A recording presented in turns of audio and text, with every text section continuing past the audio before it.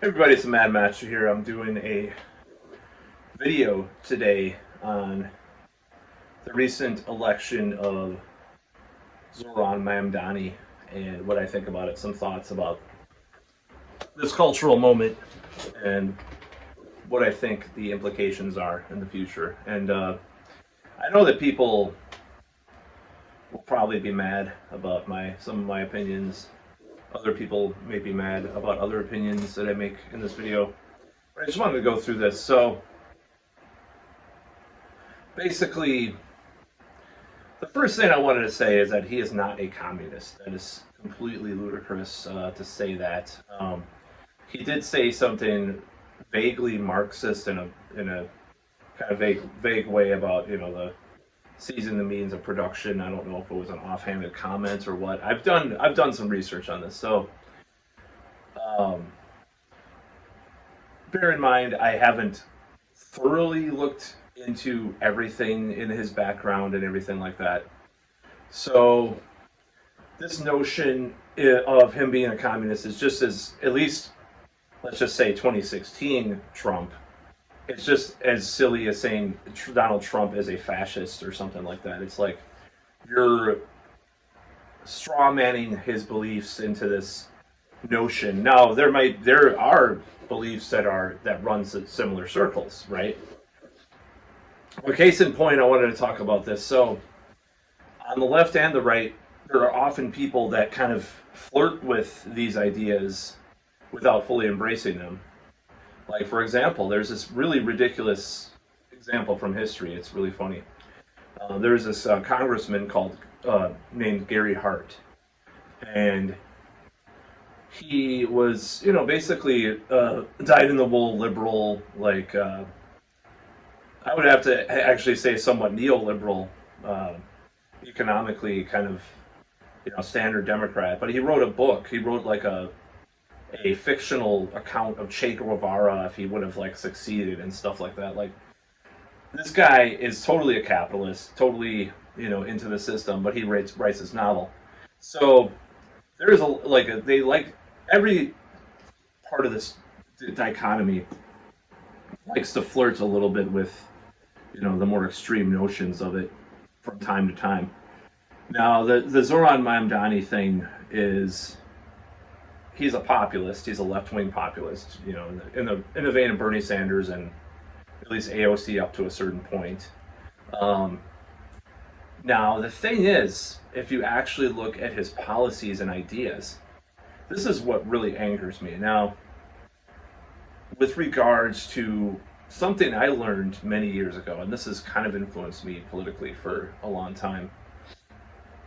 You look at Europe and elsewhere in the world, and they do things that here would be called, people would be screaming at, and they do, they scream at the rooftops, we're going to go communist if this policy gets passed or whatever. So they do things, and that's normal everyday stuff, like single payer forms of single payer health care, for example, or child care, or corporate taxes, for example. Now, I know the economic systems of each country are different, and there's a lot of different intricacies that you can't really pinpoint. Oh well, if we had them, oh, they have lower taxes on this in Sweden or whatever. It's like, well, maybe, but I'm just saying the general trend is that there's a huge social safety net in these countries that they take for granted, and we catastrophize. So anytime someone wants to do it, they're immediately a communist, which is completely ridiculous. Okay, that's the first thing I want to say. Now, with regards to his Islam, that's a different story altogether. Now, it is the trend to question what's happening with Israel and Palestine. And if you're Islamic, you're going to question that even more, because it is kind of seen by both sides as this kind of struggle for this religion. Now, I don't think Zoran. I mean, if you took a look at his wife and how she's not in a veil or anything like that. So like, I think he's a very liberal Muslim.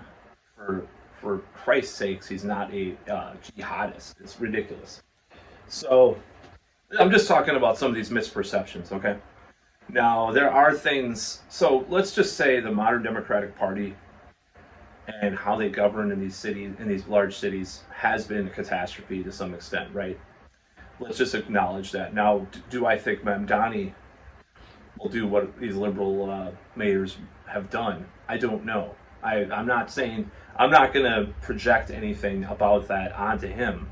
But all I'm saying is that these misperceptions and this, outright slander of him by people freaking out, on the left, I mean, on the right and the left too, like Gillibrand, quote unquote, left, um, just because he doesn't like toe the party line in Israel, as far as the party line, as far as supporting Israel no matter what, is what I mean. Uh, so it's just been ridiculous, the attacks on him. So let's go to another notion of okay, not a notion, but like how I perceive like what may happen. So there are questionable things about the guy. He did pose for this picture on Twitter with Alex Soros, who is the son of esteemed billionaire, esteemed quote unquote, George Soros. So that is very problematic. I don't know why the picture was taken. This has been making the rounds on the right and the dissident left, of course. He's part of the Democratic Party, which is suspect to begin with, because I don't think the two-party system, and he's a DSA, which Democratic Socialist, that organization I find very to have a lot of problems because they're basically kind of shepherd people back into the Democratic Party in some ways. Whereas like rival that to the Green Party or some of these other third parties who don't do that.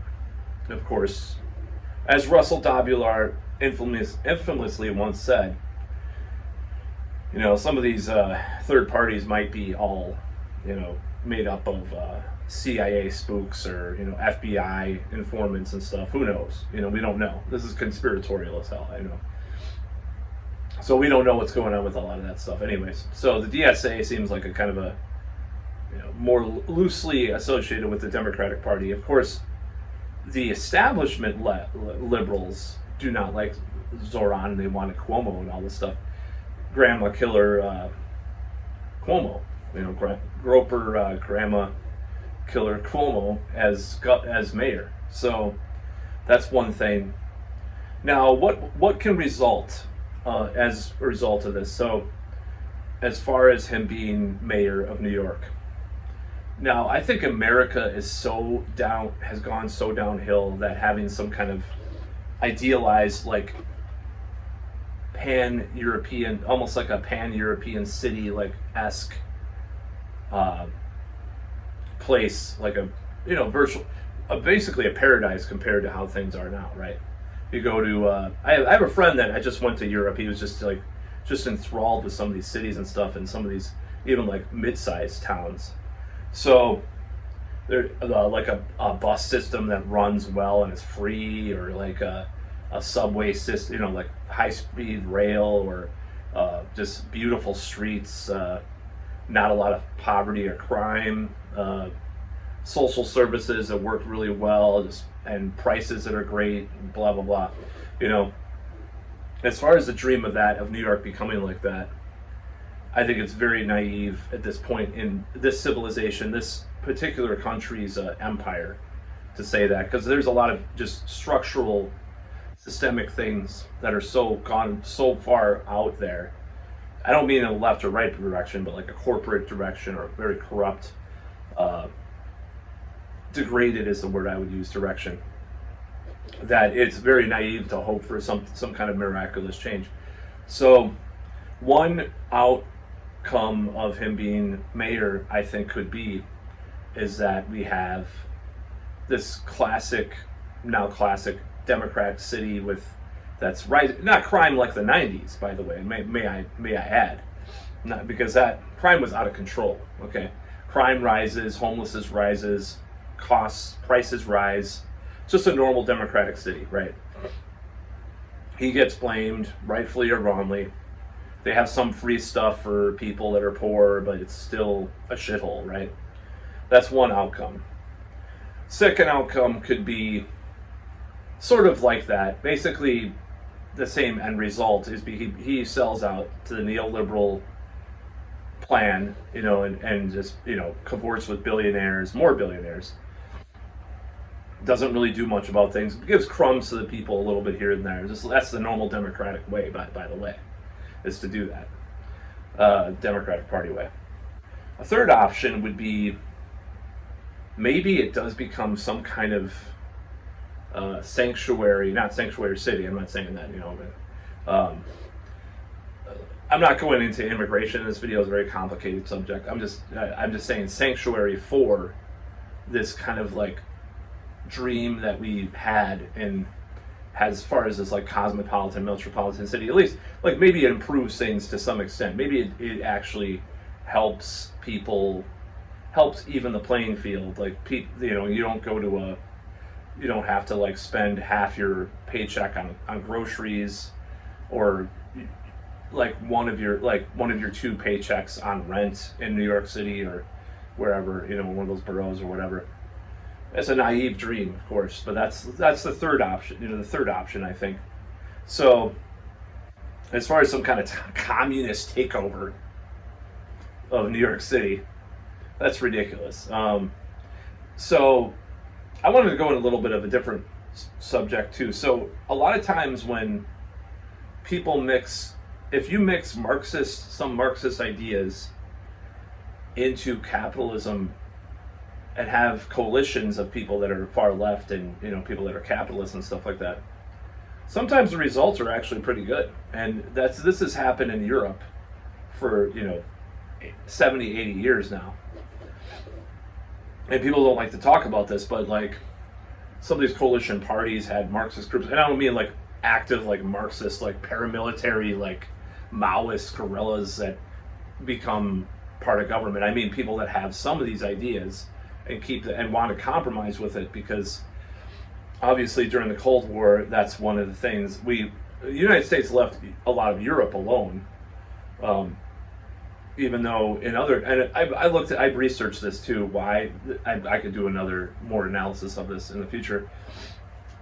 In Central America, if they tried to do something like they did in like Germany or something, like with regards to like a social safety net or union rights or something like that, they would, coup the government, the United States, like in Central or South America.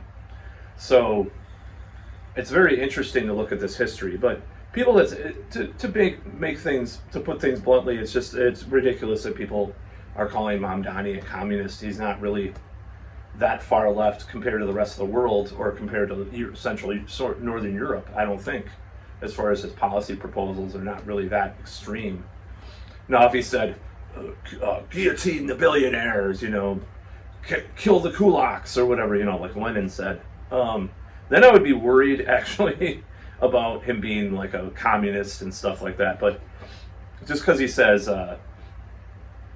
and sort of a taken out of context quote about seizing the means of production, which, ironically, and this is going to sound like another one of those logical fallacies. I'm aware, and I've attacked people for doing this logical fallacy as well. But the communists that took over Soviet Union and elsewhere were not. It's no true Scotsman. Okay, I'm just admitting this. Okay, seizing the means of production means the workers seize the means of production, not this vanguard party. Now, the vanguard idea was a lot of it. Some of it was Marx, but a lot of it was Lenin. So when you take the Lenin out of Marxism, it's really kind of like Christianity, where it's open to interpretation by a lot of people. So that's why you can have different strains of that influence our society benevolently or violently, depending. So it's just like Christianity. In fact, I would say that the people that got the most murderous, this is going to sound weird to say this upon light of that, but the two most murderous ideologies to some extent have been in our society. Christianity and communism have been the two most murderous things, and it depends on the interpretation of it, of course, too. And no true Scotsman. That's not true Christianity. That's not true communism. But having sprinklings of leftism in government, coalition parties, or policies has been the modus operandi of Europe, in many places in Europe and Australia. I'm not saying right now things are going in a good direction. And like I said, I'm not going to go into the immigration thing. I'm not going to go into like, oh, digital ID. Well, that just leads to that. Like, oh yeah, 50 years ago, people were 120 years ago when the Bismarck did basically single payer healthcare to some extent in Germany to fight Marxists. He was thinking about digital ID, 120 years from then or whatever. No, it's bullshit. But yeah, like this whole idea that having like people have free healthcare. Of course, who pays for it? Well, some of the rich pay for it. There are rich people in Germany, believe it or not. There are rich people in Norway, believe it or not. It's not like they don't eliminate rich people or something. Like just having a small, relatively small to some extent, social safety net is not a bad thing, in my opinion. I've changed my belief on that. I still have a lot of libertarian beliefs, but I do not. Well, I never changed my belief on that. Honestly, I've always believed that. But because you look at places in Europe or elsewhere, and they're doing relatively fine compared to places in America. And I'm not comparing the Soviet Union in America. I'm not comparing Cuba in America. I'm comparing places in Europe where people are thriving in comparison. At least the past decades they have been. I'm not saying England is great now or anywhere like that. So it's just ridiculous to attack Mamdani for having very light, very at the kind of at the outskirts of this kind of belief and philosophy, and wanting to do it in New York City. I think it's silly. Now the outcome remains to be seen. Now I'm obviously on the side of I don't believe in what Israel is doing and stuff, even though I am of Jewish descent. But so any Nazis watching my channel, they might not like that. But anyways, nevertheless, I wanted to put that out there. I don't think that what we're doing or Israel's doing in Palestine. And the thing is, and this is a different subject altogether to talk about than in this video, but when Mamdani is attacking that, it's not really a outrageous belief to have nowadays, right? So that's the thing that bothers me about that too. When people attack him for that. Now he's a Muslim, he'll have Sharia law. Does his wife look like she follows Sharia law? Have you seen pictures of her? Is she wearing a burqa? No. Nobody's gonna fucking do Sharia law in New York City. Give me a break. People would rise up literally and do that. Not just some dumb billionaires leaving to virtue signal because Mamdani gets elected. I mean, the people, like the grunts in New York would rise up if they tried to implement Sharia law, especially after 9/11. Give me a fucking break. It is ironic that they elect a Muslim after 9/11. It's kind of funny, just like a Barack Obama. His name alone, Hussein Obama. Why don't we elect this guy? When people are so ignorant. Maybe the elites do that on purpose to fuck with us. Like, I don't know. I'm just kidding, but maybe.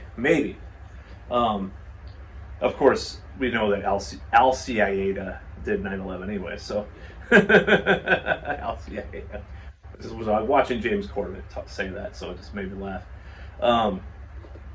So yeah, those are just some thoughts, and I know they're kind of drawn out and rambling, but I don't think we have. It could just be some mediocre, normal, plays by the book to some extent mayor that just does things just like most Democrats do in these cities. And that would be very unfortunate because there is an opportunity there to actually like make some changes. Some of those changes I might not agree with. There's some things that he might want to do that I may not agree with, and that's the thing. You always have that. Here in Madison we have a mayor who I definitely question, and the thing I would question about Mamdani is if he did this, if he allowed these, the real estate to run roughshod on. Like real high-priced real estate just to, get these like kind of tech workers in the town and stuff like that's happened here, even though supposedly she's far left, but that's not, to me, that's not a left-wing position to have that. He could do that. He could be like this, gentrifying New York further. You know, there's a lot of different scenarios that can happen, but more than likely, this is my final thought on this, is that it's just going to be normal bullshit. It's just going to be a normal Democratic city mayor, and he's going to have, you know, you'll have your social programs that are, you know, mediocre to okay. You'll have your homeless, because America's just in a decline, period. It's not going to isolate itself on some, you know, little section of the United States. You'll have your little, you know, your homelessness will go up. You'll have crime go up, never to the level that it used to be, because people are so, crime is rising. Okay, look at the statistics. Like 6,000 people a year died in gang warfare in like the 90s or early 90s or 80s. Maybe it's like about 500 now, or, you know, I mean, it's all in Chicago. I don't know. A lot of it is, you know, there's still thousands of people that die, but it's not like I think there was 20,000 one year, actually. It was like 1993 or something. It was like the highest year for gang violence in America. And you could have said, like, you could say, no, we don't know how could we have it. And this is kind of a mainstream centrist, like liberal, like argument against a lot of that Republican right wing talking points about this stuff. Like, well, we've gotten so much better. Yes, but when things get a little bit worse, of course, people are going to scream or get, you know, seem to like backtrack, is what I'm saying. People are going to say this kind of stuff, of course. So I don't know. Mamdani is just going to be a normal fucking politician mayor, probably. You know, that's probably what's going to happen. Some good things, some bad things. He'll get blamed for bad things. People ignore the good things, just like with any politician.